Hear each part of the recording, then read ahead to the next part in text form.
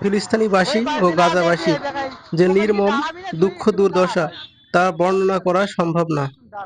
তাদের ক্ষত-বিক্ষত শরীর পাখির মতো বোমার সাথে উড়ছে। এত দিনের যুদ্ধের পর গাজার মানুষ আজও জীবন ও মৃত্যুর মধ্যে শ্বাস নিতে পারছে না। ছোট শিশুরা, বৃদ্ধরা, পরিবারগুলো একে অপরকে হারানোর ভয়ে সামান্য কিছু খাবারের জন্য তীব্র সংগ্রাম, আবার কখনো নিরাপদ আশ্রয়ের খোঁজে তাদের চোখে যেন নিত্য নতুন ভয়ের ছায়া। এখনো অনেক পরিবার হারিয়েছে তাদের প্রিয়জন, তাদের পৃথিবী হয়ে উঠেছে ধ্বংসস্তূপ, অথচ তারা কিছুই করতে পারছে না। তাদের আহাজারি, কষ্ট, চিৎকারের কোনো শেষ নেই। এই পরিস্থিতিতে আমাদের মানবিক দায়িত্ব যে আরো গুরুত্বপূর্ণ তার বলার অপেক্ষা রাখে না। আমাদের উচিত এই মানুষদের জন্য নিজেদের কণ্ঠস্বর তুলতে, তাদের পাশে দাঁড়াতে এবং তাদের সহায়তা পৌঁছে দিতে। আসুন আমরা একে অপরকে সাহায্য করি, একে অপরের যন্ত্রণার পাশে দাঁড়াই। তাদের কষ্ট যেন আমাদের নিজের কষ্টের মতো হয়। এই মানুষগুলোর জন্য দোয়া, সহায়তা এবং বিশ্ববাসীর দৃষ্টি আকর্ষণ করা আমাদের সকলের কর্তব্য।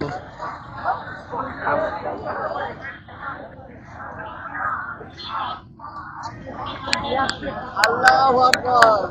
আল্লাহর আইন চাই, সৎপথে থাকতে চাই। আল্লাহর আইন চাই, সৎপথে থাকতে চাই।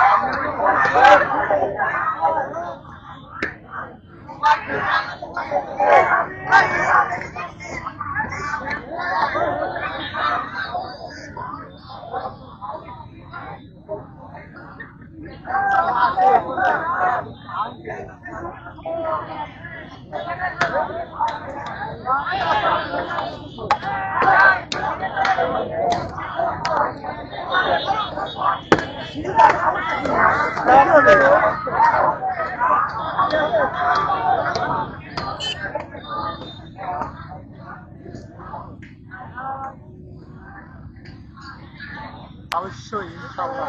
এই যে আমার ক্যামেরা ভিডিও করছে না, ওই পারছি না যে তুই দেখাই ওখানে কি দাঁড়াবি না, তুই একটু দাঁড়া, দাঁড়ি সমস্যা নেই, দাঁড়া দাঁড়া না।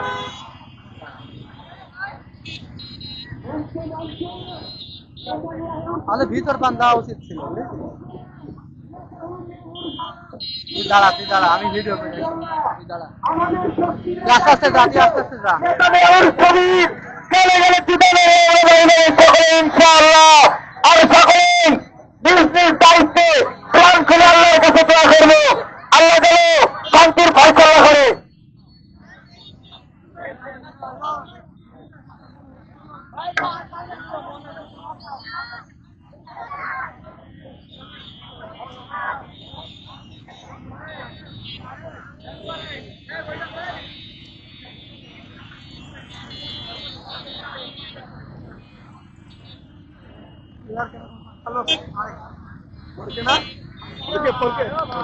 हाइट के हाइट